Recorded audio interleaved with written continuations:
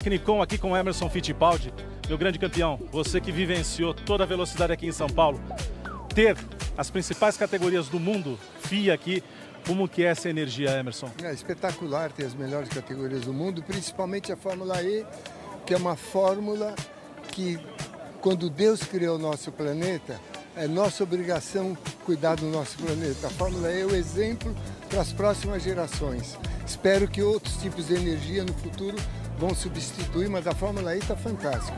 Parabéns, São Paulo, parabéns, Brasil.